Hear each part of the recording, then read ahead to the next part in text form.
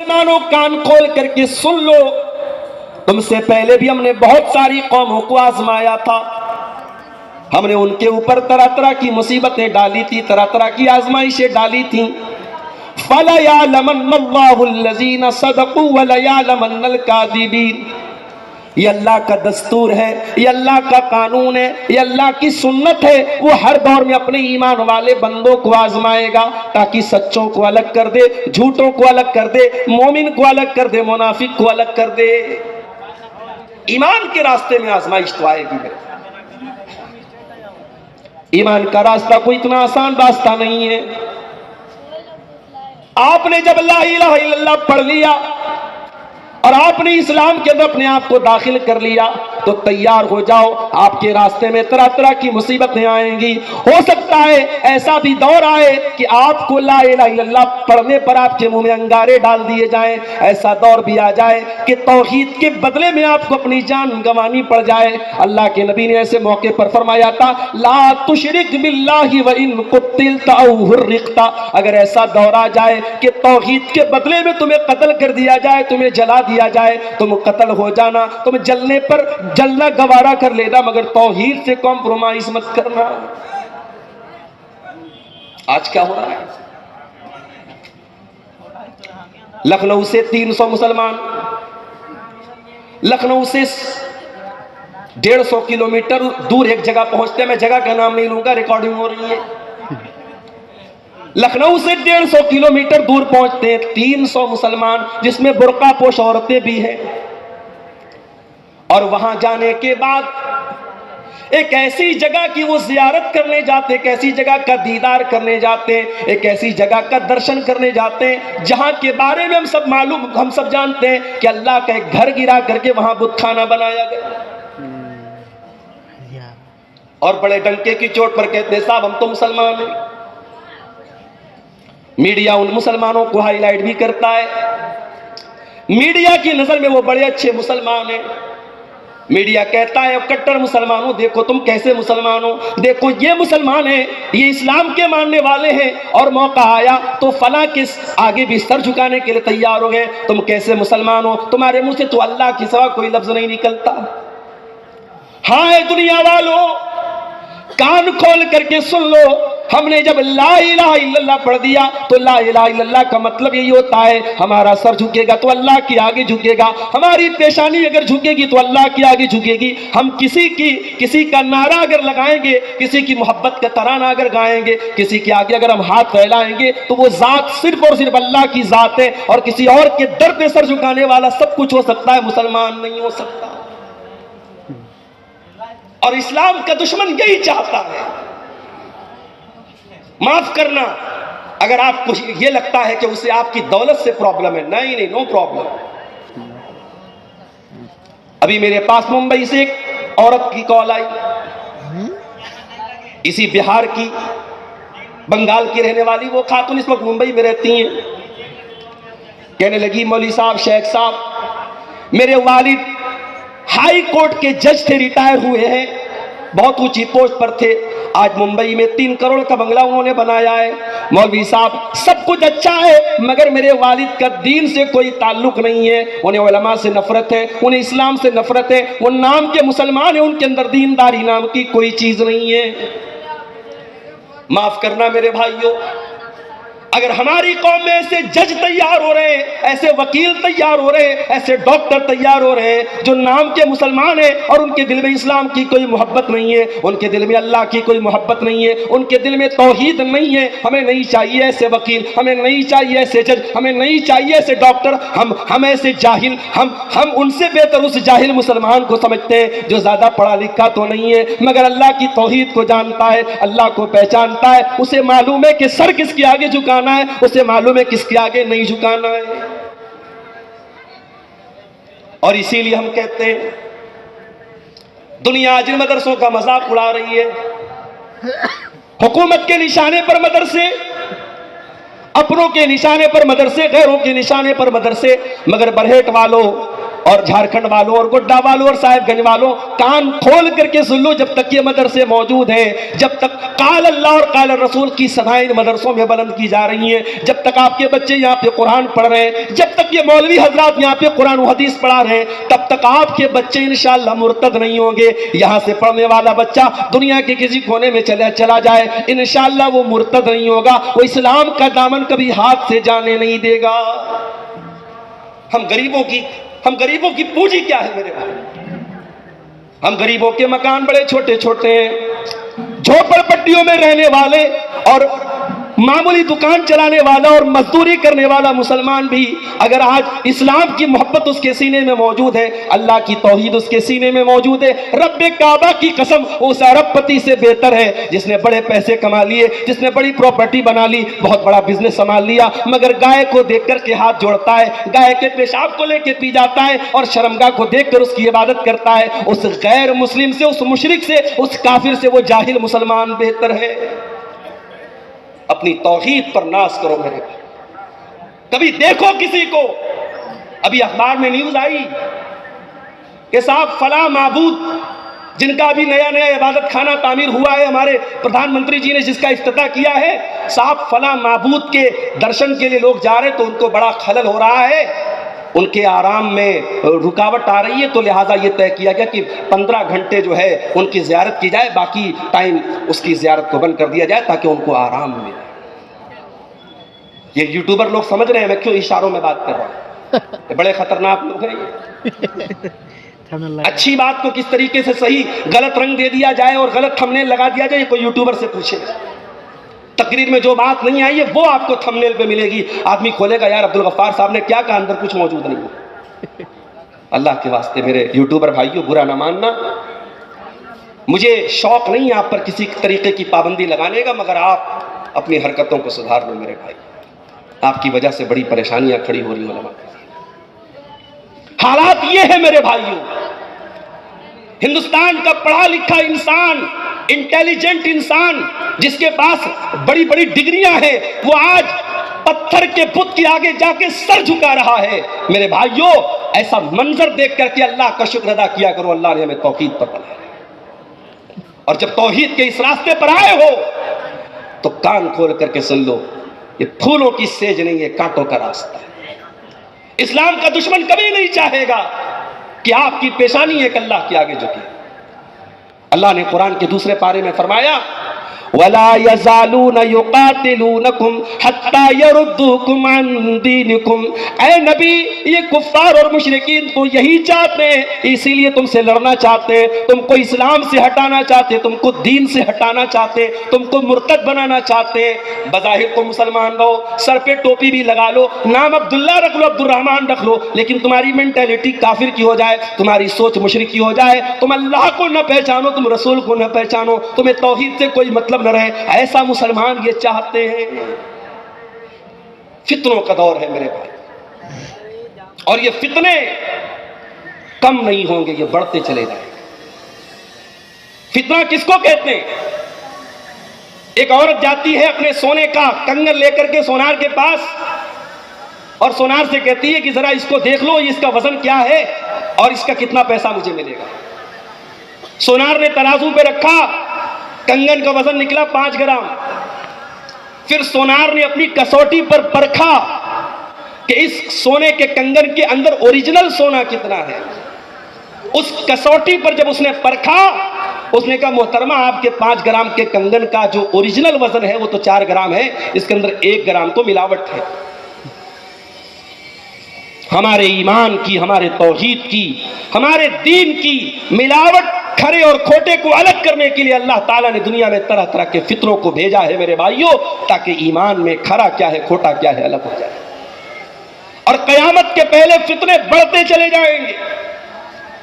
اللہ کے پیارے نبی صلی اللہ علیہ وسلم ایک مرتبہ مدینہ کی ایک پہاڑی پر چڑھتے ہیں، صحابہ کرام آپ کے ساتھ ہیں، بارش کا موسم ہے، بارش ہو رہی ہے اور بارش کے قطرے صحابہ کرام کے گھروں میں داخل ہو رہے ہیں۔ آپ نے فرمایا حل ترون ما ترا، اے میرے صحابہ کیا وہ منظر تم دیکھ رہے ہو جو میں دیکھ رہا ہوں؟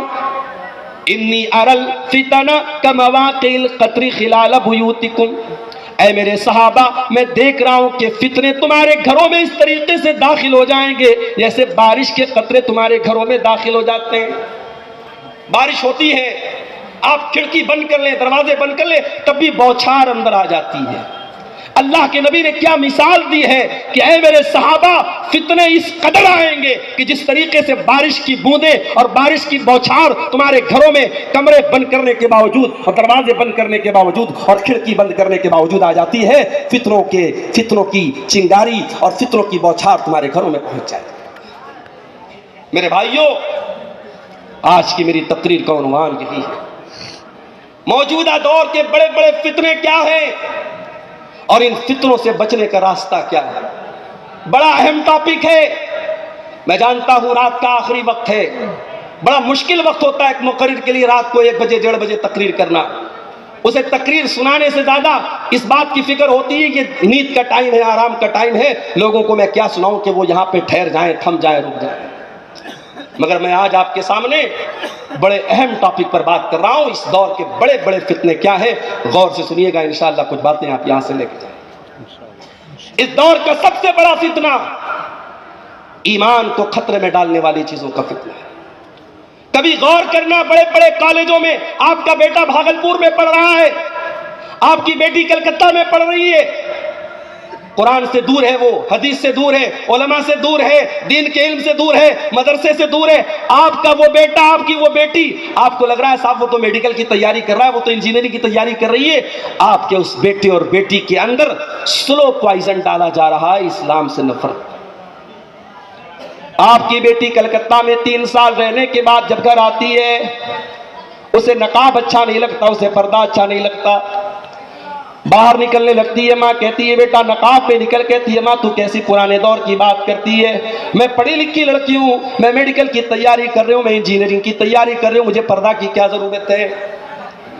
لڑکا بھاگلپور میں میڈیکل کی تیاری کر رہا ہے، مسجد سے دور ہے، علماء سے دور ہے، دین سے دور ہے. اس کے گاؤں میں جلسہ ہو رہا ہے، لوگ کہتے چل جلسے میں چل، تقریر سن لے. کہتا مجھے جلسے میں جانے کی کوئی ضرورت نہیں، مجھے بہت نالج ہے. میرے پیارے بھائیوں، ایک بڑی تعداد میں ہمارا نوجوان ایسا تیار ہو رہا ہے جس کے دل میں نہ اللہ کی محبت ہے، نہ رسول کی محبت ہے، نہ علماء کی محبت ہے. ہاں وہ میڈیکل کا بہت اچھا اسٹوڈنٹ ہے، وہ انجینئرنگ کا بہت اچھا اسٹوڈنٹ ہے، وہ بہت پیسہ کما رہا ہے، وہ دنیا کا بہت بڑا جانکار ہے، اس کے پاس اپنی ڈگری کی بڑی نالج ہے، مگر دین کی اس کے پاس کوئی نالج نہیں ہے. اور ایسے ہی لوگوں کے بارے میں اللہ قرآن میں کہتا ہے یعلمون ظاہرا من الحیات الدنیا وہم عن الآخرۃ ہم غافلون. وہ لوگوں تمہیں دنیا کی تو بہت نالج ہے، بہت جانکاری ہے، مگر دین کے معاملے میں تم بالکل لاپتہ ہو. اس آیت کی تفسیر میں امام سفیان ثوری کہتے ہیں وہ لوگوں بعض لوگ اتنے عقل مند ہوتے ہیں، اتنے جینیس ہوتے ہیں، اگر وہ سونے کے سکے کو اپنے انگلی کے ناخن پر رکھ لیں تو اپنی انگلی کے ناخن پہ رکھ کر کے وہ سونے کے سکے کا وزن بتا دیں گے. وما کان یحسن ان یصلی رکعتین، لیکن 2 رکعت نماز پڑھنے کا اس کو طریقہ نہیں آتا ہے. میں دعوے کے ساتھ کہتا ہوں، میں چیلنج کے ساتھ کہتا ہوں، آج کتنے نوجوان لڑکے آپ کو مل جائیں گے، کتنی نوجوان لڑکیاں آپ کو مل جائیں گی، بڑی پڑھی لکھی ہیں، بڑی قابل ہیں، لیکن 2 رکعت نماز کا طریقہ پوچھ لو نہیں بتا پائیں گے. ایسی نالج کس کام کی میرے بھائی؟ معاف کرنا، کسی کو اگر یہ لگتا ہے عبدالغفار صاحب ہائر ایجوکیشن کے خلاف ہیں، اعلیٰ تعلیم کے خلاف ہیں، میڈیکل کی تعلیم کے خلاف ہیں، انجینئرنگ کی تعلیم کے خلاف ہیں، واللہ آپ نے میری بات کا مطلب نہیں سمجھا. میرا تو خود ارادہ ہے، اللہ نے توفیق دی، اپنی ایک بیٹی کو انشاءاللہ ڈاکٹر بناؤں گا اگر اللہ نے اس کے مقدر میں لکھا ہوگا. میں اعلیٰ تعلیم کے خلاف نہیں، مگر میں یہ چاہتا ہوں کہ میری قوم کا بیٹا کل جب ڈاکٹر بن کر کے آئے تو ایک مسلمان ڈاکٹر بن کر کے آئے. اس کا مقصد صرف مریضوں کی جیب سے پیسہ نکالنا نہ ہو. وہ جب مریض کا علاج کرے تو مریض کو دوا دیتے وقت کہے کہ بھائی دیکھو میں ڈاکٹر ہوں، میں تمہیں دوا دے رہا ہوں، مگر شفا دینے والا اللہ ہے، اس سے لو لگانا، اس سے دعا کرنا، اور ساتھ میں دوا کھانا، تمہیں آرام مل جائے گا. میں چاہتا ہوں میری قوم کا بیٹا IPS آفیسر بنے، پولیس کا آفیسر بنے، اور جب نماز کا ٹائم آئے مسجد کے باہر پولیس کے آفیسر کی جیپ کھڑی ہو اور وہ نماز پڑھ رہا ہو، اور دنیا دیکھے کہ ہاں ایسے بھی پولیس آفیسر ہوتے جو اللہ سے ڈرنے والے ہوتے. میں چاہتا ہوں میری قوم کا بچہ ایسا وکیل بنے جو پیسے کے لیے وکالت نہ کرے، جو حق اور انصاف کے لیے وکالت کرے، جو جج کی کرسی پر بیٹھے تو عہدے اور لالچ میں فیصلہ نہ کرے، حق اور انصاف کا فیصلہ کرے۔ میں چاہتا ہوں میری قوم کا بچہ ہائر ایجوکیشن حاصل کرے مگر ساتھ میں اس کے پاس دین کی بھی نالج ہو۔ اور اس لیے میں کہتا ہوں جلسے آپ نے بہت کرا لیے، اللہ کے واسطے اب تھوڑی سی توجہ اپنے قوم کے بچوں کو دینی تعلیم، بنیادی دینی تعلیم پر دینے پر بھی آپ ڈالتے ہیں۔ مدرسے تو غریبوں کے ہو گئے، مدرسے میں امیر کہاں اپنے بچوں کو پڑھاتا ہے؟ جس کی آمدنی مہینے کی 20,000 ہے وہ مدرسے میں بچوں کو بھیجنا نہیں چاہتا۔ صاحب میرا بچہ غریب بچوں کے ساتھ نہیں بیٹھے گا، وہ کہاں بھیجے گا؟ کانوینٹ میں بھیجے گا۔ ابھی آپ نے ویڈیو دیکھا، راجستھان کی دھرتی پر مسلمان لڑکیاں اسکول میں سوریہ نمسکار کر رہی ہیں۔ اسلام والشمس والقمر تجری لمستقر لها، اسلام کا کانسیپٹ یہ ہے کہ سوریہ کو نمسکار نہیں کرنا ہے۔ سوریہ اللہ کی مخلوق ہے، سورج اللہ کے حکم سے چلتا ہے، ہمیشہ پورب سے نکلتا ہے، پچھم میں ڈوبتا ہے۔ جس دن میرا رب کہے گا اے سورج آج تجھے پچھم سے نکلنا ہے، اسی دن قیامت قائمہ ہو جائے گی۔ سورج کی مجال نہیں ہے اللہ کے حکم سے سرتا بھی کر سکے میرے۔ ہم سوریہ کو نمسکار کریں؟ آج ہماری قوم کا بچہ سوریہ کو نمسکار کر رہا ہے۔ ہماری قوم کی بچیاں جا کر کے کسی غیر اللہ کی دیوی کی پرستش کر رہی ہیں، اس کے منہ سے ایسے نعرے نکلوائے جا رہے ہیں، تف ہے ہم پر، لعنت ہے ہم پر۔ ہمارا بچہ جاہل مر جائے، بغیر پڑھے لکھے مر جائے، یہ بہتر ہے اس بات سے کہ وہ شرک کر کے دنیا سے جائے۔ کانوینٹ میں ہمارا بچہ پڑھ رہا ہے۔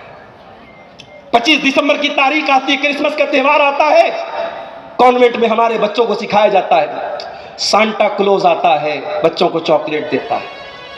بچے کے دماغ میں فٹ کیا جا رہا ہے آج چاکلیٹ مل رہی ہے، کیوں مل رہی ہے بھائی؟ آج کرسمس ہے۔ یہ کرسمس کیا ہے؟ آج گاڈ کو بیٹا پیدا ہوا ہے۔ آپ کے بچے کو سکھایا جا رہا ہے کہ آج گاڈ کے بیٹے کا برتھ ڈے ہے۔ اللہ اکبر۔ ہم جس اللہ کی عبادت کرتے ہیں اس کا کوئی بیٹا نہیں ہے۔ قل هو اللہ احد اللہ الصمد لم یلد ولم یولد ولم یکن له کفوا احد۔ وہ اللہ ایک ہے، وہ اللہ بے نیاز ہے، اس کا کوئی بیٹا نہیں، وہ کسی کا بیٹا نہیں، کوئی اس کے برابر نہیں۔ اپنے بچوں کو دین کی تعلیم دو میرے بھائیوں۔ اپنی مسجدوں میں اچھی تنخواہ پر علماء کو مکتب میں پڑھانے کے لیے رکھو، اور آپ کا جو بچہ کانوینٹ میں جاتا ہے، آپ کی جو بچی اسکول میں جاتی ہے، 1 گھنٹے کے لیے صحیح، 1.5 گھنٹے کے لیے صحیح، 2 گھنٹے کے لیے صحیح، اپنے بچوں اور بچیوں کا مکتب کا انتظام کرو۔ اور اگر آپ کو نہیں سمجھ میں آتا ہے، چلو میرے ساتھ حیدرآباد کی سرزمین پر، چلو میرے ساتھ بنگلور کی سرزمین پر، چلو میرے ساتھ ممبئی کی سرزمین پر، میں دکھاتا ہوں آپ کو۔ اسکول میں پڑھنے والے بچے مسجدوں میں 1 گھنٹہ آ کے پڑھتے ہیں، اور ان کو ساری نماز کی دعائیں یاد ہیں، ان کو عقیدے کی موٹی موٹی باتیں یاد ہیں، انہیں معلوم ہے اللہ کون ہے، انہیں معلوم ہے رسول کون ہے، انہیں معلوم ہے صحابہ کون ہے۔ میرے بھائیوں، اپنے بچوں کو یہ تعلیم دیں۔ فتنوں کا دور ہے، حالات اس لیول پر پہنچ گئے۔ ہمارے اتر پردیش کے بریلی شہر میں 8 سال مدرسے میں پڑھنے والی بچی، اس کے بارے میں نیوز آئی کہ صاحب وہ غیر مسلم ہو گئی، مرتد ہو گئی۔ اچھا، اللہ کا شکر ہے کہ اس لڑکی کا تعلق ایسے مسلک سے تھا جس مسلک کے لوگوں نے باقاعدہ اسٹیج پر یہ نظمیں پڑھی ہیں کہ میں ہندو تو ہوں، وہابی نہیں۔ جس مسلک کے اسٹیج سے یہ آواز دی گئی کہ میں ہندو تو ہوں، وہابی نہیں ہوں، اور اہل حدیث مسلک کا مذاق اڑایا گیا اور اپنی قوم کو بتایا گیا تم ہندو ہو جانا مگر وہابی مت بننا۔ آج اس قوم کی 8 سال مدرسے میں پڑھنے والی بچی آج اسلام کا دامن چھوڑ دیتی ہے۔ میرے بھائی، ہم اس قوم کو کہاں لے کے جا رہے ہیں؟ ابھی آپ نے وہ ویڈیو بھی دیکھا ہوگا فیس بک پر، ایک مسلمان کو دوسرے مسلمان لوگ پکڑتے اور کہتے بول اعلی حضرت زندہ باد، بول وہابی مرد آباد، بول فلاں کافر۔ اس مسلمان کو دوسرے مسلمان لوگ پکڑ کر کے اس سے یہ نعرے لگواتے ہیں۔ اگر یہی اسلام ہے تو جب ہمارے مسلمان کو غیر مسلم پکڑ کر کے اپنے مذہب کا نعرہ لگواتا ہے اور اس کی جو ہے موب لنچنگ کرتا ہے تو ہم کیوں روتے ہیں؟ وہی کام تو اپنے مسلمان بھائی کے ساتھ کر رہے ہیں۔ نفرت کی یہ پاٹھ شالائیں بند کر دو میرے بھائی۔ تمہارے نبی نے بڑے پتھر کھائے ہیں مگر دلوں کو جوڑا ہے۔ تمہارے نبی نے بڑی تکلیفیں سہی ہیں مگر دلوں کو جوڑا ہے۔ تم اپنی پیٹ کی دکانوں کی خاطر آج لوگوں کو توڑ رہے ہو۔ آج میڈیا میں آپ دیکھیں، میڈیا والوں کو اچھی طریقے سے پتا ہے کہ مسلمانوں میں کتنے سیکٹ ہیں، کتنے فرقے، کون وہابی ہے، کون دیوبندی ہے، کون بریلوی ہے، کون شیعہ ہے، سب پتا ہے میڈیا والوں کو۔ میڈیا والے بھی بڑے ہوشیار ہیں۔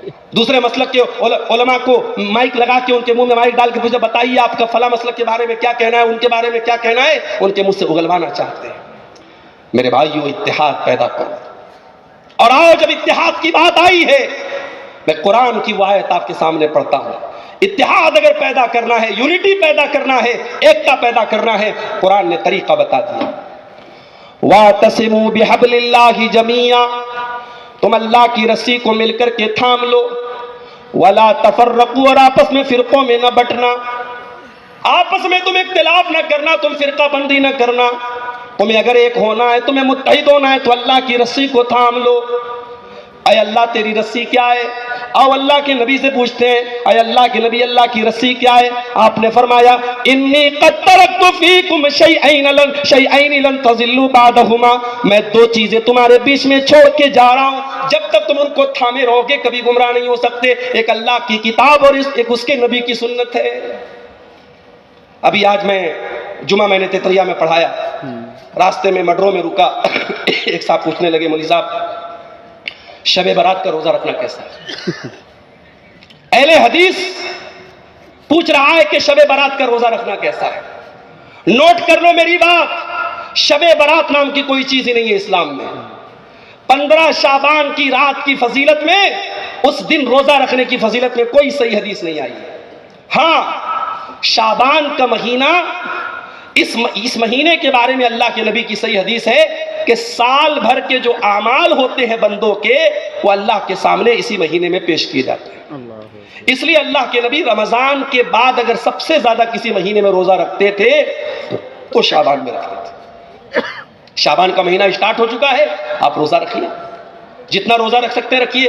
ہاں، اگر آپ 1 تاریخ سے لے کے 15 تاریخ تک آپ نے روزہ نہیں رکھا ہے تو 15 کے بعد مت رکھیے، کیونکہ 15 کے بعد آپ رکھیں گے تو رمضان کے روزے پر اثر پڑے گا۔ ہاں، اگر آپ شروع سے رکھتے چلے آئے تو پورے شعبان میں آپ رکھ سکتے ہیں، کوئی حرج کی بات نہیں، لیکن خاص طور سے 15 شعبان کا روزہ رکھنا یہ صحیح نہیں ہے۔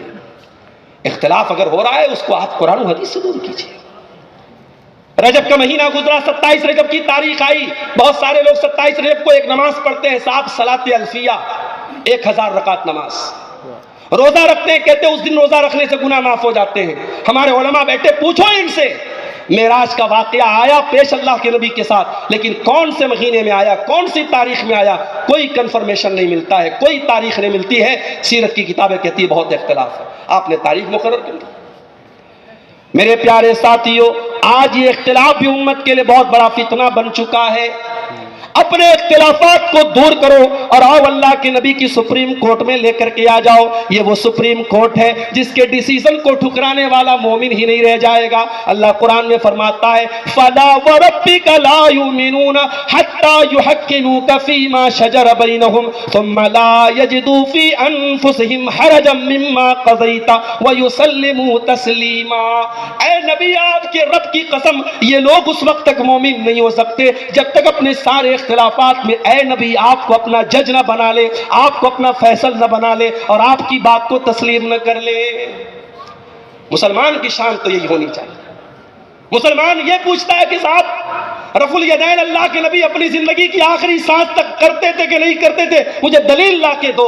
مسلمان یہ سوال نہیں کرتا ہے، مسلمان بس ایک سوال کرتا ہے، نبی رفع الیدین کرتے تھے کہ نہیں کرتے تھے؟ کرتے تھے، حدیث سے ثابت ہے، بس بات خلاص، میں بھی کروں گا۔ مسلمان کے سامنے جب حدیث پڑھی جائے، نبی نے ایسی نماز پڑھی، نبی نے ایسا کیا، مسلمان کا سر جھک جانا چاہیے میرے پیارے ساتھیوں، اس کے بعد پھر بحث نہیں کرنا چاہیے۔ یہ مسلمان کی شان ہے اور اسی طریقے پر عمل کر کے ہم اختلافات کو ختم کر سکتے ہیں۔ اس دور کا بہت بڑا فتنہ شہوتوں کا فتنہ بن چکا ہے۔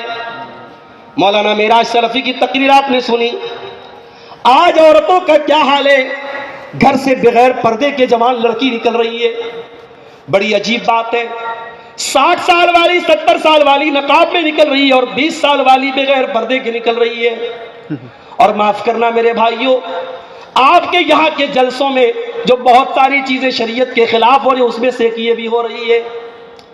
جلسہ کیا ہے صاحب؟ تہوار ہے، پورے گاؤں کی لڑکیاں میک اپ کر کے سج سور کر کے جلسے میں آ رہی ہیں، اور جتنی عورتیں جلسے میں اس سے کہیں زیادہ راستے میں ہیں، اور راستے میں جوان لڑکیاں بھی جا رہی ہیں، جوان لڑکے بھی جا رہے ہیں، اور جوان لڑکے کبھی بائک کے ذریعے، کبھی سائیکل کے ذریعے، کبھی اپنی آوازوں کے ذریعے ان کو اپنے ہنر دکھا رہے ہیں۔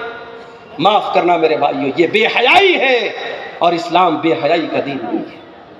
آپ جلسے میں آئے ہیں، جلسہ بڑی پاک جگہ ہے، یہاں قرآن و سنت کی باتوں کو سننے کے لیے آئے ہیں۔ آپ اپنی بیٹیوں کو پردے میں بھیجیے، اور جب عورتیں لڑکیاں یہاں آ جائیں اپنے پنڈال میں جائیں، بازاروں اور سڑکوں پہ لائن نہ لگائیں، اور نوجوان لڑکے بھی پنڈال میں آ کر تقریر سنیں، اور اگر نہیں سن سکتے جا کے اپنے گھر بیٹھے۔ یہ سڑکوں پر آوارہ گردی کرنا یہ جلسوں کے مقصد کے خلاف ہے، شہوتوں کا فتنہ ہے، بے حیائی کا فتنہ ہے۔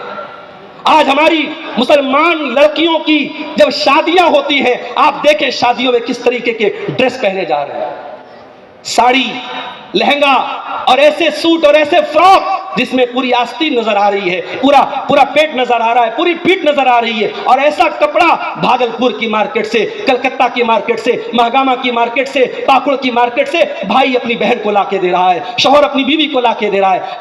اے میرے بھائی، تو کیسا بھائی ہے تو اپنی بہن کو ایسا بے غیرتی کا لباس پہنا رہا ہے؟ تو کیسا شوہر ہے تو اپنی بیوی کو ایسا لباس پہنا رہا ہے؟ اکبر الہ آبادی نے بڑی سچی بات کہی تھی کہ بے پردہ نظر آئیں کل جو چند بیویاں، بے پردہ نظر آئیں کل جو چند بیویاں، اکبر زمین میں غیرت قومی سے گڑ گیا، پوچھا جو ان سے آپ کا پردہ وہ کیا ہوا، کہنے لگی کہ عقل پہ مردوں کے پڑ گیا۔ میرے بھائیوں، کسی قوم کی عورتیں جب تک اس وقت تک بے حیا نہیں ہوتی ہے جب تک اس قوم کے مرد بے غیرت نہ ہو جائے۔ جب مرد بے غیرت ہو جائے گا تو عورتیں آٹومیٹک بے حیا ہوتی ہیں۔ اپنی غیرت کی حفاظت کرو میرے بھائی۔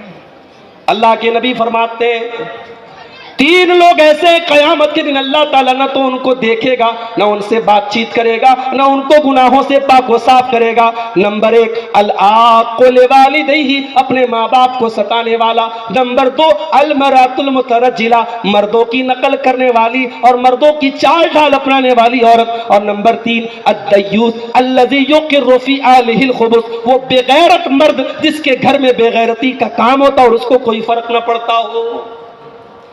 شادی ہو رہی ہے، عورتوں میں کھانا چل رہا ہے، خاندان کے جوان لڑکے لڑکیوں میں عورتوں میں کھانا چلا رہے۔ کیوں بھائی؟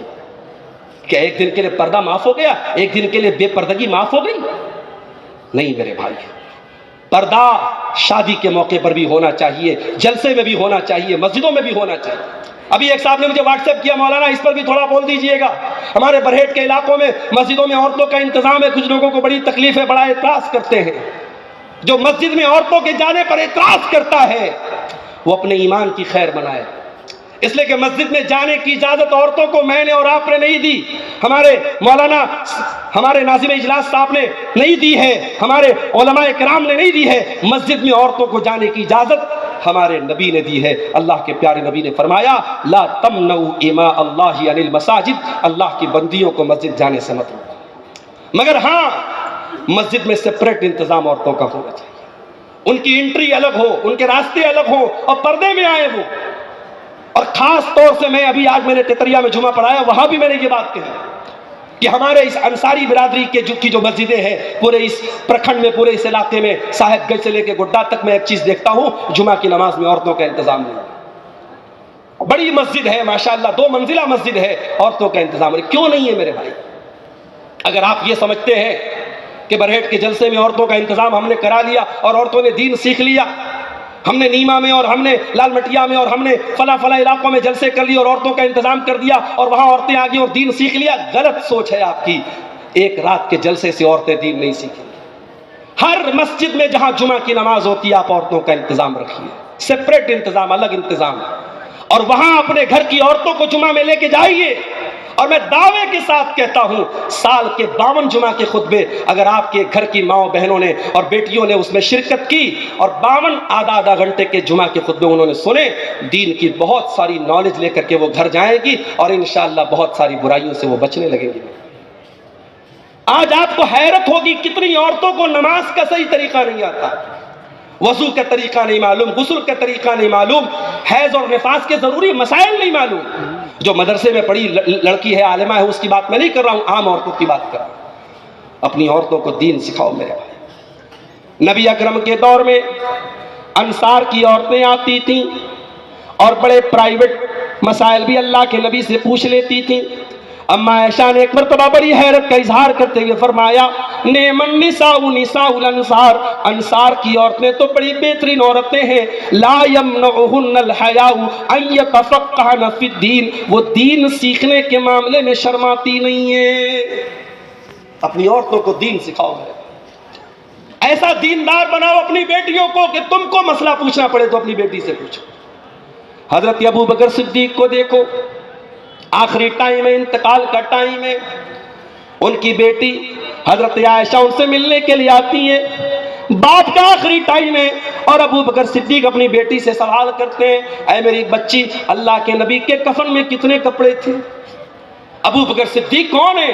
نبی کے یار غار ہیں، نبی کے سب سے خاص صحابی ہیں، مگر کفن کتنا تھا اللہ کے نبی کا؟ یہ تو ظاہر ہے کہ اللہ کے نبی کے گھر والے زیادہ بہتر بتا پائیں گے. پوچھا بیٹی اللہ کے نبی کے کفن میں کتنے کپڑے تھے؟ حضرت عائشہ نے کہا ابا جان، اللہ کے نبی کے کفن میں 3 کپڑے تھے، 3 سوتی چادریں تھی، پلین چادریں تھی. کہا ہے میری بیٹی جب تو مجھے کفنانا، ایک میرا کپڑا ہے جو بیماری کے دنوں میں پہنا کرتا تھا، اس کپڑے میں مجھے کفنانا اور 2 کپڑے اور لے لینا. اما عائشہ نے فرمایا ابا جان ہم اتنے گئے گزرے تو نہیں ہیں، آپ کو پرانے کپڑے میں ہم نہیں کفنائیں گے، آپ کے لیے نئے کپڑے کا انتظام کریں گے، نئی کفن کی چادریں لائیں گے. ابو بکر صدیق کہتے ہیں اے میری پیاری بیٹی انما هو للمہلہ ان الحی احق بالجدید، اے میری بیٹی جو بھی کپڑا تو مجھے پہنائے گی اسے تو مٹی میں مل جانا ہے، اسے تو گل جانا ہے، اسے تو ختم ہو جانا ہے. اے میری بیٹی نیا کپڑا کسی زندہ انسان کو پہنا دینا، مردے کو نیا کپڑا پہنانے کی ضرورت نہیں ہے. یہ صحابہ تھے میرے بھائی. مرنے کے ٹائم بھی یہ فکر رہتی تھی کہ میرا کفن دفن سنت کے مطابق.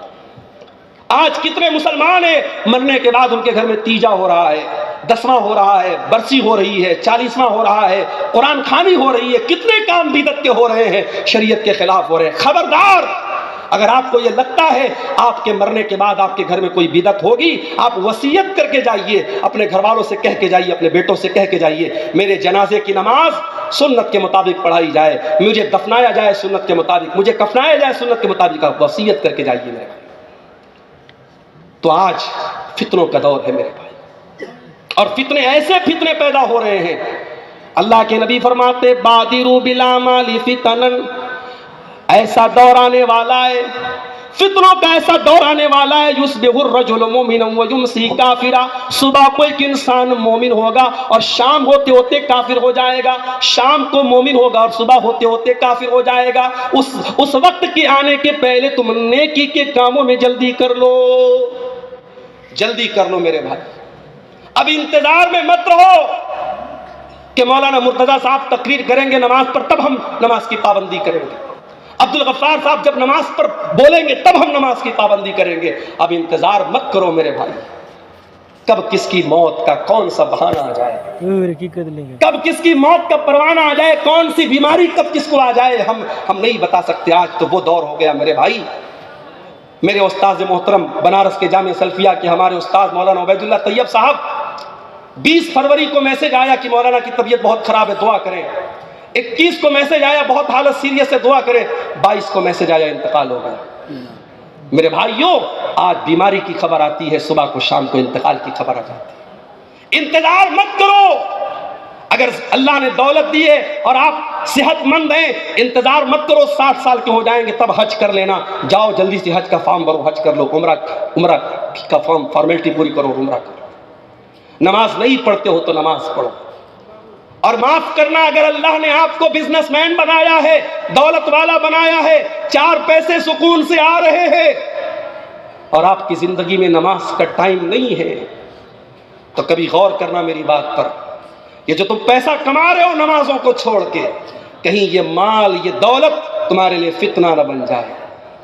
یہ فتنہ بن جائے گا، یہ مال تمہارے لیے عذاب بن جائے گا میرے بھائی. اور جب مال عذاب بن جائے گا تو اللہ کے پیارے نبی فرماتے ہیں انسان اتنا لالچی ہو جاتا ہے مال کمانے کے چکر میں، لو کان لابن آدم وادیان من ذهب لابتغى ثالثا، اگر آدم کے بیٹے کے پاس سونے کے 2 پہاڑ بھی آ جائیں تب بھی وہ تیسرے کی تمنا کرے گا میرے بھائی. مال آج فتنہ بن چکا ہے. آج ہمارا نوجوان لاٹری کے ذریعے امیر بننا چاہتا ہے، جوا کے ذریعے راتوں رات امیر بننا چاہتا ہے، ہمارا نوجوان سٹہ بازی میں حصہ لے رہا ہے، آن لائن بہت سارے فالتو قسم کے جوا والے ایپ آ رہے ہیں، ان ایپس کے ذریعے پیسہ کما رہا ہے۔ اللہ کے واسطے حلال طریقے سے پیسہ کماؤ، یہ حرام طریقے چھوڑ دو۔ اگر ان کے ذریعے تم لکھ پتی بن بھی گئے، کروڑ پتی بن بھی گئے، وہ دولت کام آنے والی نہیں ہے، ایک دن وہ دولت تمہارے لیے بربادی کا سبب بنے گی میرے بھائی۔ حلال طریقے سے پیسہ کماؤ۔ اللہ کے نبی فرماتے یاتی علی الناس زمان لا یبالی المرء من این اخذ المال، وہ زمانہ بھی لوگوں پر آنے والا ہے جب انسان پرواہ نہیں کرے گا مال کس طریقے سے کما رہا ہے، حلال طریقے سے کما رہا ہے یا حرام طریقے سے کما رہا ہے، یہ مال کس طریقے سے ہم کما رہے ہیں اس کا بھی حساب اللہ تعالیٰ کیا دینا ہے۔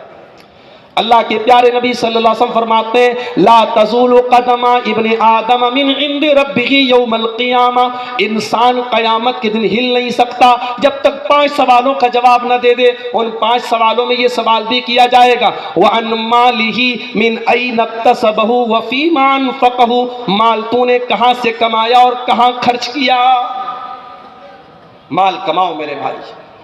اور میں کبھی کبھی کہتا ہوں، ابھی گجرات کے احمد آباد میں میرا پروگرام تھا اور میرا موضوع تھا اسلامی تجارت کے آداب اور اس کے احکام۔ وہاں میں نے یہ بات کہی تھی، گجرات بڑے کاروباریوں کا مرکز ہے، میں نے وہاں یہ بات کہی تھی۔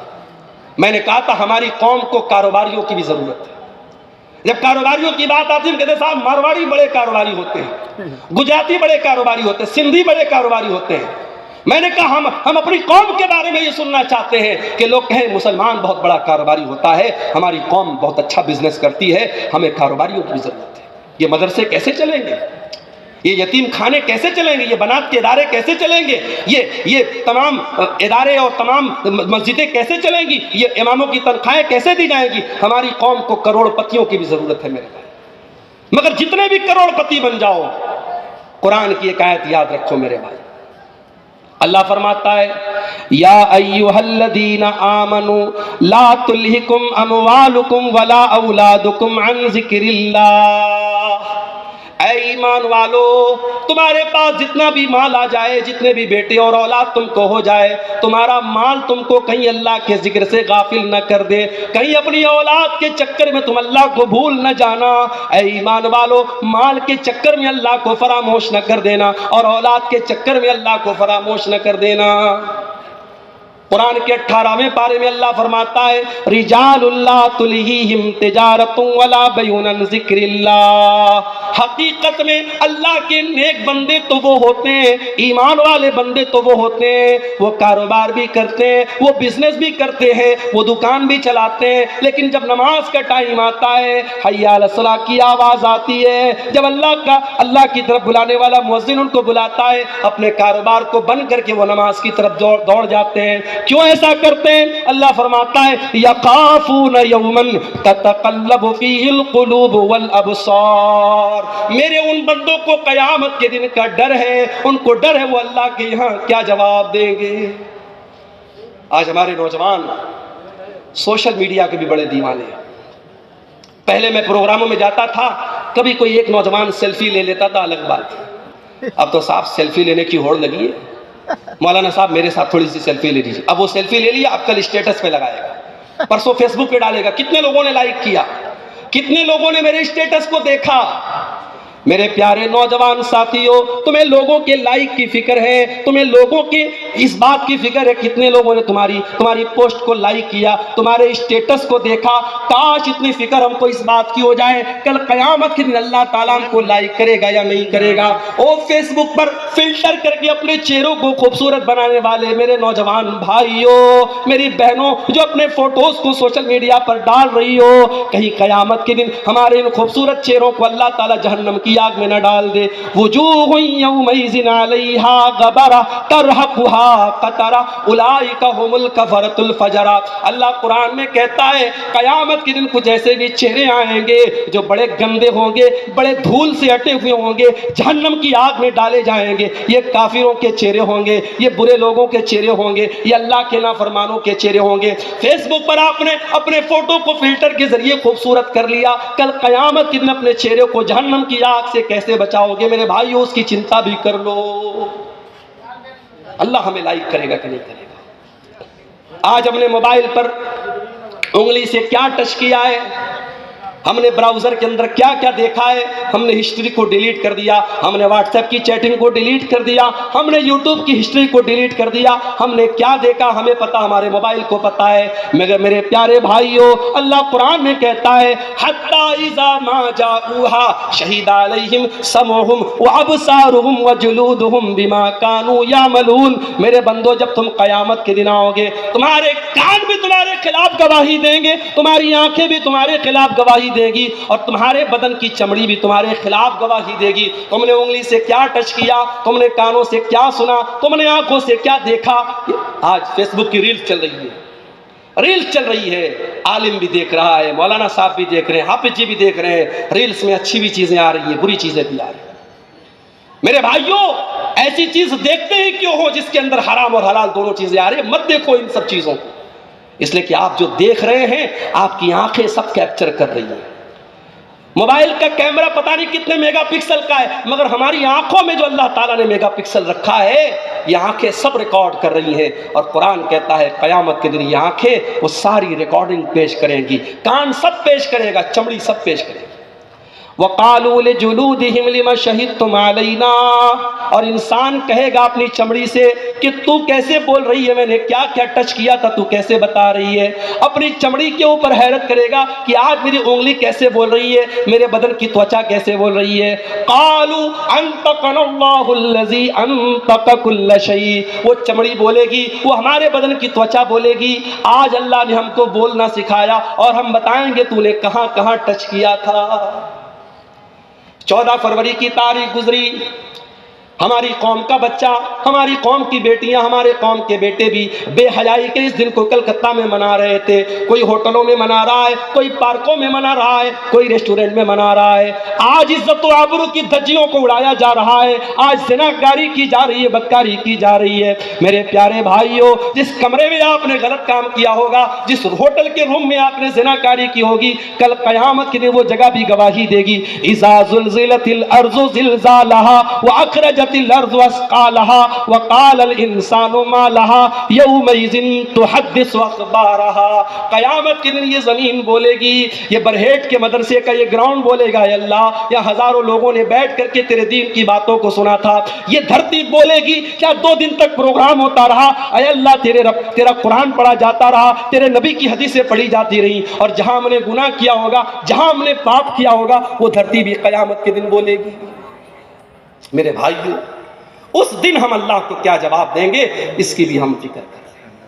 اس لیے نماز کی پابندی کرو میرے بھائی، کاروبار خوب کرو، خوب پیسہ کماؤ، مگر نماز کے ٹائم نماز پڑھو، نماز کے معاملے میں لاپرواہی نہ کرو۔ اور اگر آپ کو یہ لگتا ہے 5 ٹائم کی نماز میں آدھا گھنٹہ آپ نے نماز میں لگا دیا، 2.5 گھنٹہ آپ نے اللہ کی بارگاہ میں لگا دیا، اگر آپ کو ایسا لگتا ہے کہ اس سے آپ کے کاروبار میں گھاٹا ہو جائے گا، آپ کے کسٹمر کچھ کم آئیں گے، آپ کا مال کچھ کم بکے گا، اللہ قرآن میں اس کا بھی جواب دیتا ہے، ان الذین یتلون کتاب اللہ واقاموا الصلاۃ وانفقوا مما رزقناہم سرا وعلانیۃ یرجون تجارۃ لن تبور۔ اے میرے بندو، جو قرآن کی تلاوت کرتا ہے، جو نماز قائم کرتا ہے، جو ہماری روزی کو اللہ کے راستے میں کھل کر کے اور چھپ کر کے خرچ کرتا ہے، یرجون تجارۃ لن تبور، وہ ایسی تجارت کر رہا ہے، وہ ایسا ویاپار کر رہا ہے، وہ ایسا بزنس کر رہا ہے جس میں گھاٹا ہونے والا نہیں ہے۔ اس کاروبار میں کبھی گھاٹا ہونے والا نہیں ہے۔ آپ نماز کی پابندی کیجئے میرے بھائی، اور آگے بڑھیے۔ اس دور کا بہت بڑا فتنہ یہ بھی ہے، جو کام علماء سے لینا چاہیے وہ ہم جاہلوں سے لے رہے ہیں، یا جاہل نہ کہوں، جاہل بھاری لفظ ہو جائے گا، ہم غیر علماء سے علماء کا کام لے رہے ہیں۔ میں نام نہیں لوں گا، اسی جھارکھنڈ کے علاقے میں، اسی گڈا اور صاحب گنج کے علاقے میں بڑے بڑے پروگراموں میں فضیلت الشیخ کر کے ایسے لوگوں کو بلایا جا رہا ہے جو عالم نہیں ہے، بڑے بڑے بولڈ لیٹرز میں ان کا نام پوسٹر پہ آتا ہے، جبکہ پورا ہندوستان جانتا ہے وہ عالم نہیں ہے، وہ قرآن کی آیتیں ڈھنگ سے نہیں پڑھتا ہے، وہ مسئلے مسائل غلط بیان کرتا ہے۔ لیکن ہمارے جھارکھنڈ کی سرزمین ماشاءاللہ، ہمارا یہ علاقہ، یہ بڑا سخی علاقہ ہے، آ جاؤ بھائی، تم یوٹیوب پر تمہارے بڑے فالوور ہیں، آ جاؤ، ہم تمہیں اونچا مقام دینے کو تیار ہیں۔ معاف کرنا میرے بھائیوں، اللہ آپ سے یہ بھی پوچھے گا کہ آپ کے علماء مر گئے تھے، آپ نے غیر علماء کو علماء کا مقام دیا۔ اور آپ اتہاس اٹھا کے دیکھو، آج ہندوستان میں بہت سارے مسائل کی جڑ یہ ہے کہ آج علماء کا کام غیر عالم کر رہے ہیں، جنہوں نے زندگی میں کبھی ڈھنگ سے قرآن و حدیث کا مطالعہ نہیں کیا، وہ فتوے دے رہے ہیں۔ میں کہتا ہوں آپ کے اسی سرزمین کے مفتی عبدالعزیز حقانی صاحب تھے، اللہ غریب کے رحمت کرے، اتنے بڑے مفتی تھے، مگر ایسا کبھی نہیں ہوا ہوگا، آپ گئے ہوں گے، آپ نے کوئی فتویٰ پوچھا ہوگا، مفتی صاحب نے پھٹ سے کہہ دیا حلال ہے حرام نہیں۔ تحقیق کرنے کے بعد، مطالعہ کرنے کے بعد ایک عالم جو ہوتا ہے وہ جواب دیتا ہے۔ امام مالک رحمت اللہ علیہ اتنے بڑے امام تھے اپنے دور کے، ان سے 40 مسئلے پوچھے گئے، 39 مسئلوں کے جواب میں انہوں نے کہا لا ادری، آئی ڈونٹ نو، میں نہیں جانتا۔ 39 مسئلوں میں انہوں نے کہا میں نہیں جانتا، 40ویں مسئلے کے بارے میں جواب دیا۔ اتنا بڑا امام 39 بار کہتا لا ادری میں نہیں جانتا، اس کے علم پر کوئی فرق نہیں پڑا۔ یہاں سوٹڈ بوٹڈ ہو کر کے ایک آدمی اسٹیج پر آتا ہے اور کہتا ہے آسک می، مجھ سے سوال کرو، میں تمہارے سوال کا جواب دوں گا، اور جو بھی سوال کیا جاتا ہے ہر سوال کا وہ جواب دیتا ہے۔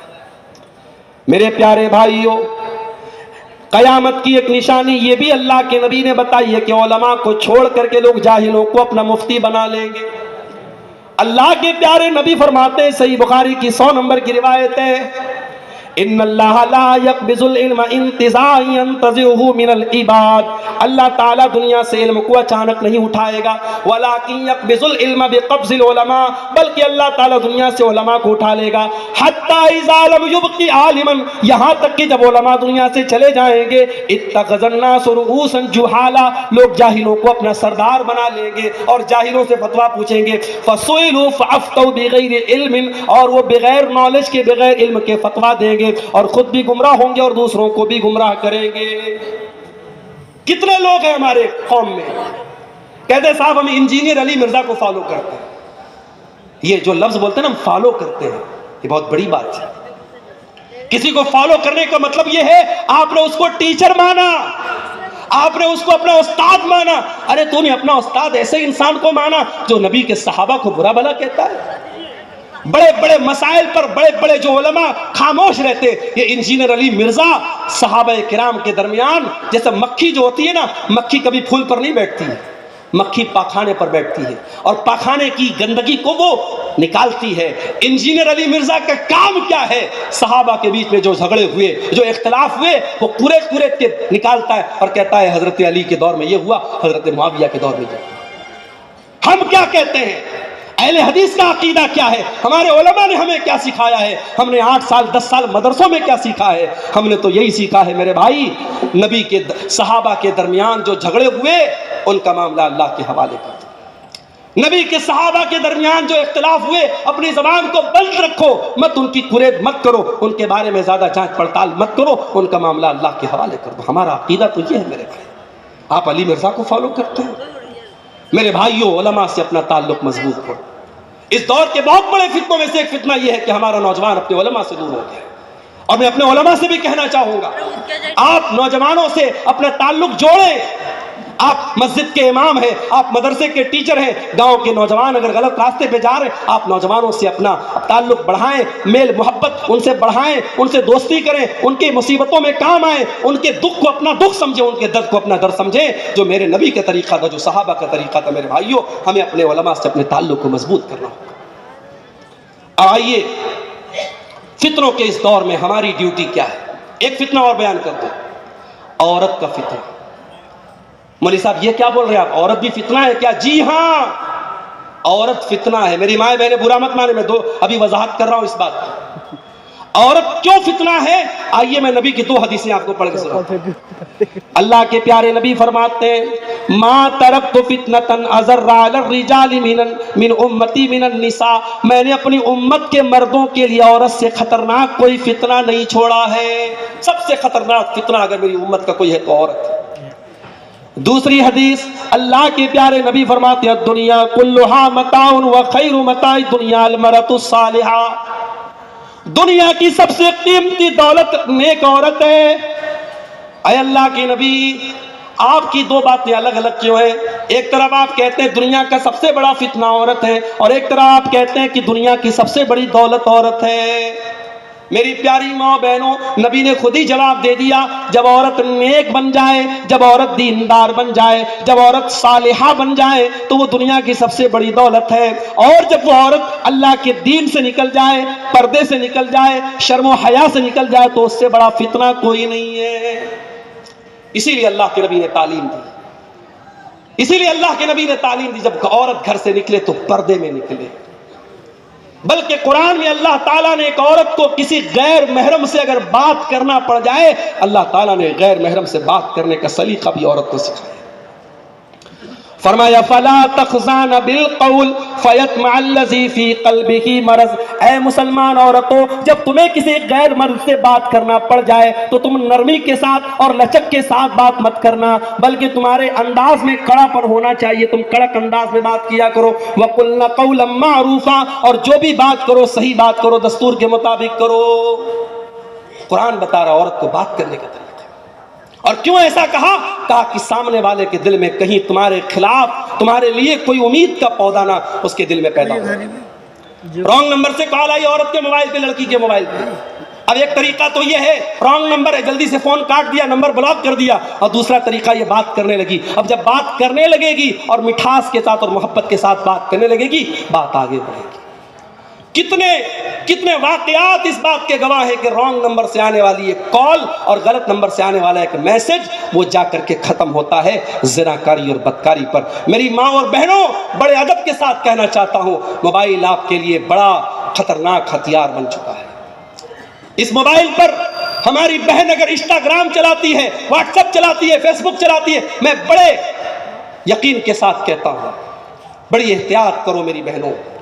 فیس بک کی دنیا میں کوئی آتا ہے اور آپ کی ہر پوسٹ کو لائک کرتا ہے، آپ نے کچھ ڈالا، ماشاءاللہ سبحان اللہ کہتا ہے، اور ان باکس میں آ کر کے کہتا ہے آپ مجھے بڑی اچھی لگتی ہیں، آپ سے محبت کا اقرار کرتا ہے۔ خبردار، اس کے جھانسے میں مت آنا۔ محبت یہ نہیں ہے کوئی آپ کو گلاب کا پھول لا کے دے دے، محبت یہ نہیں ہے کوئی فیس بک پر آ کر کے آپ سے محبت کا اقرار کرے۔ ارے محبت تو وہ کرتا ہے جو سینکڑوں لوگوں کے درمیان کہتا ہے میں نے اس عورت کو اپنے نکاح میں قبول کیا، میں نے اس عورت کو اپنے نکاح میں قبول کیا، اور اس کی پوری ذمہ داری کو اپنے کندھے پر لیتا ہے، اس کو اپنی بیوی بناتا ہے۔ محبت وہ کرتا ہے، محبت ایک دن گلاب کا پھول دینے سے محبت ثابت نہیں ہوتی ہے۔ خبردار، یہ ناجائز محبت تمہاری آبرو اور تمہاری شرمگاہ اور تمہاری عزت کو خطرے میں ڈال دے گی۔ خبردار، سوشل میڈیا کا استعمال بہت احتیاط کے ساتھ کرو میرے بھائیوں۔ اس دور کا بہت بڑا فتنہ یہ عورت کا فتنہ ہے، اور جس میں عالم، جاہل، نیک، برا کوئی بھی پھنس سکتا ہے۔ اسی لیے اللہ کے نبی نے فرمایا جب کوئی مرد جب کسی عورت کے ساتھ اکیلے میں ملتا ہے تو تیسرا وہاں شیطان ہوتا ہے، چاہے وہ مرد اپنے دور کا بہت بڑا عالم ہو، وہ عورت بہت نیک عورت ہو، اگر تیسرا وہاں دو مرد اور عورت اکیلے میں ہے تو تیسرا وہاں شیطان موجود ہے۔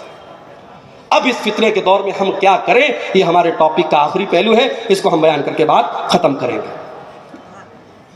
فتنوں کے اس دور میں پہلا کام، فتنوں کی جانکاری حاصل کرو، علم حاصل کرو، علماء سے ملو، تقریروں میں جاؤ، جلسوں میں جاؤ۔ مجھے بہت سے لوگ ملے مڈروں میں، بغیا میں، اور راستے میں جہاں مولوی صاحب ہم لوگ کل آئیں گے، دوسرے دن آئیں گے۔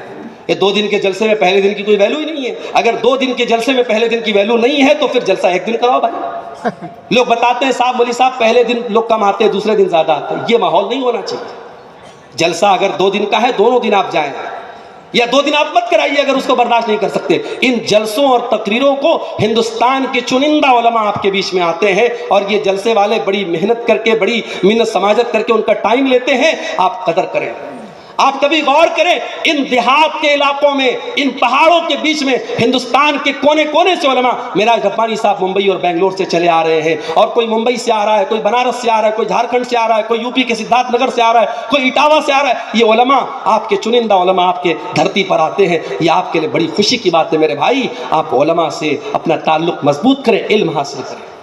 حضرت حذیفہ رضی اللہ تعالیٰ عنہ اللہ کے نبی کے صحابی ہیں، وہ کہتے ہیں دوسرے صحابہ اللہ کے نبی سے اچھی باتیں پوچھتے تھے، مگر میں پوچھتا تھا اے اللہ کے نبی آپ کے بعد برا کیا ہوگا، شر کیا ہوگا، برائی کیا ہوگی؟ میں اس لیے پوچھتا تھا تاکہ میں برائی سے بچ جاؤں۔ تو میرے بھائی فتنوں کی جانکاری حاصل کریں، اور جب فتنوں کا دور آ گیا ہے تو ایک بات اور کان کھول کر کے سن لو، فتنوں کے اس دور میں آپ کے گاؤں والے کیا کر رہے ہیں اس کی چنتا نہ کرو، پورے برہیٹ میں کیا ہو رہا ہے، پورے بواری جھور میں کیا ہو رہا ہے، پورے تتریا بھگیا میں کیا ہو رہا ہے، اس کی چنتا نہ کرو، پہلے اپنے آپ کو اور اپنے پریوار کو سنبھالنے کی کوشش کرو۔ فتنوں کے دور میں اللہ کے نبی سے پوچھا گیا، اے اللہ کے نبی جب فتنوں کا دور آ جائے گا تو ہم کیا کریں گے؟ آپ نے فرمایا تاخذون ما تعرفون وتنکرون وتذرون ما تنکرون، اے میری امت کے لوگوں، جب فتنوں کا دور آ جائے تو شریعت کی جو باتیں تم کو معلوم ہیں ان پر عمل کرنا، جو معلوم نہیں ہے ان سے اپنے آپ کو بچا کے رکھنا، وتقبلون علی امر خاصتکم، اور اپنے پریوار پر توجہ دینا، اپنی فیملی کو ان فتنوں سے بچا کر کے رکھنا۔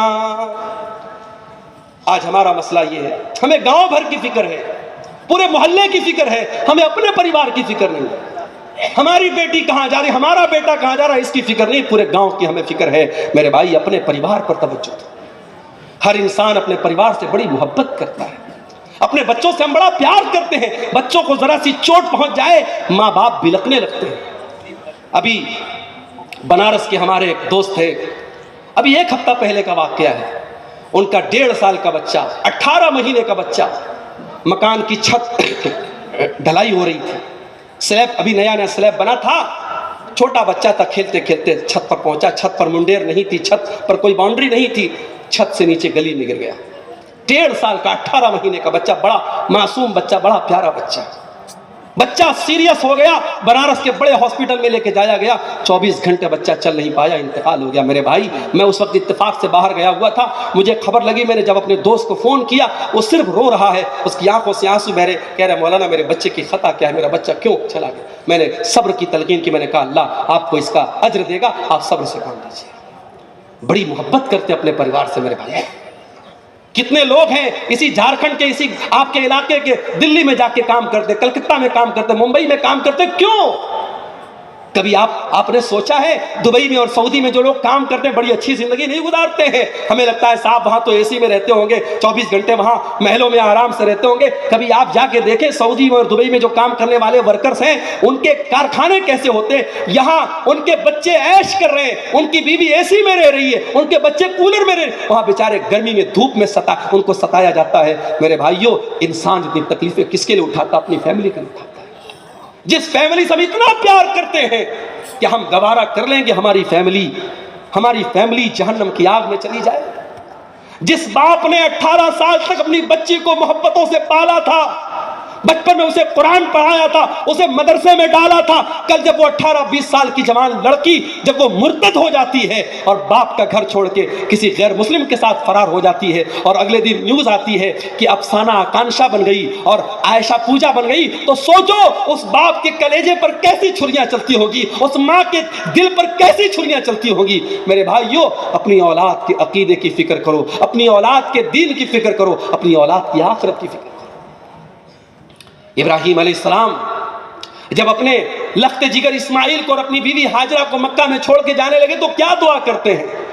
وَجُنُبْنِي وَبَنِيَّ أَن نَّعْبُدَ الْأَصْنَامَ، اے اللہ میری اولاد کو تو کبھی بت پرستی میں نہ پڑھنے دینا، کبھی شرک میں نہ پڑھنے دینا، اے اللہ میری اولاد کو ہمیشہ تو شرک سے بچانا، بت پرستی سے بچانا۔ اگر ابراہیم علیہ السلام جیسے پیغمبر کو اپنی اولاد کے عقیدے کی فکر ہے میرے بھائیوں، ہمیں اور آپ کو بھی اپنے بچوں کے عقیدے کی فکر ہونا چاہیے۔ اسی لیے میں کہتا ہوں کہیں اگر مکان بناؤ، کہیں فلیٹ خریدو تو دیکھ لو آس پاس کا ماحول کیسا ہے۔ کتنے ہمارے اہل حدیث بھائی ہیں ایسے علاقے میں جا کے رہنے لگے جہاں تعویذ پہنا جاتا ہے، جہاں مزاروں پہ سجدے کیے جاتے ہیں، جہاں عرس منایا جاتا ہے، جہاں 11ویں منائی جاتی ہے، ہمارے اہل حدیث وہاں جا کے وہ سارے کام کرنے لگے، ان کے بچے وہ سارے شرک کے کام کرنے لگے۔ ماحول کا بہت اثر پڑتا ہے۔ اگر اپنے بچوں کی بھلائی چاہتے ہو، اپنی بھلائی چاہتے ہو، دینداروں کے ماحول میں رہو، اچھے ماحول میں رہو اور اپنے بچوں کی آخرت کی فکر کرو میرے بھائی۔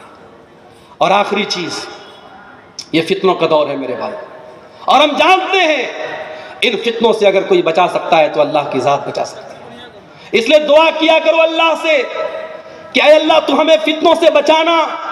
ہمیں اس وقت بہت طریقے کے فتنے چل رہے ہیں، ہمارے نوجوانوں کو بہکایا جا رہا ہے، ہماری بیٹیوں کو غلط راستے پہ ڈالا جا رہا ہے۔ اے اللہ ہماری اولاد کی حفاظت کرنا۔ میں 2-3 دعائیں آپ کو سکھا دیتا ہوں، اس کو یاد کرو۔ ایک دعا قرآن کے 19ویں پارے میں ہے، یہ دعا پڑھا کرو، اس میں بال بچوں کے لیے بڑا پیارا سوال اللہ سے کیا گیا ہے۔ ربنا هب لنا من ازواجنا وذرياتنا قرۃ اعین، اے اللہ ہمارے بیوی بچوں کو ہماری آنکھوں کی ٹھنڈک بنا دے، وَاجْعَلْنَا لِلْمُتَّقِينَ إِمَامًا، اور اے اللہ ہمیں متقیوں کا امام بنا دے۔ ایک دعا تو یہ یاد کر، ایک دعا اللہ نے سورہ آل عمران میں سکھائی، ربنا لا تزغ قلوبنا بعد اذ ہدیتنا وہب لنا من لدنک رحمہ انک انت الوہاب۔ اے اللہ جب تو نے ہم کو ہدایت کا راستہ دکھا دیا، اسلام کا راستہ بتا دیا، اے اللہ اب غلط راستے پر ہم کو کبھی نہ ڈالنا، ہم کو ہدایت پر آنے کے بعد کبھی غلط راستے پہ نہ جانے دینا، ہم کو ہمیشہ بچانا۔ یہ دو دعا پڑھا کرو، یہ قرآن کی دعا ہے۔ اور تیسری دعا میں جو سکھا رہا ہوں آپ کو، یہ اللہ کے نبی نے حدیث میں ہم کو بتایا ہے، اللہم ثبت قلبی علی دینک، اے اللہ تو دلوں کا مالک ہے، اے اللہ میرے دل کو اپنے دین کے اوپر ثابت قدم کر دے، میرے دل کو اپنے دین پر جما دے۔ اللہم انی اعوذ بک من الحور بعد القور، اے اللہ اسلام پر آ جانے کے بعد اب میں غلط راستے پہ نہ چلا جاؤں، تو مجھے میری حفاظت فرمانا، مجھے غلط راستے پر جانے سے مجھے بچانا۔ ان دعاؤں کو میرے بھائیوں یاد کرو، یہ دعائیں ہمارا بہت بڑا سہارا ہے، ان دعاؤں کو کبھی ہلکے میں مت لینا۔ اور یہ یاد رکھنا، جتنا اللہ تبارک و تعالیٰ کی ذات پر آپ کا یقین کامل ہوگا، اتنا اللہ تعالیٰ ان فتنوں سے آپ کو بچائے گا۔ میرے پیارے بھائیوں، اللہ سے دعا کیجئے رب العالمین ہم کو ہر قسم کے فتنوں سے محفوظ رکھے۔ پروردگار ہمارے بیوی بچوں کو ان تمام فتنوں سے جن کا میں نے ذکر کیا، چاہے وہ مال کا فتنہ ہو، چاہے وہ شہوتوں کا فتنہ ہو، چاہے وہ ارتداد کا فتنہ ہو، اللہ ہمارے پریوار کی حفاظت فرمائے۔ اللہ آج کے اس پروگرام میں جو بھائی بہن ہمارے آئے ہیں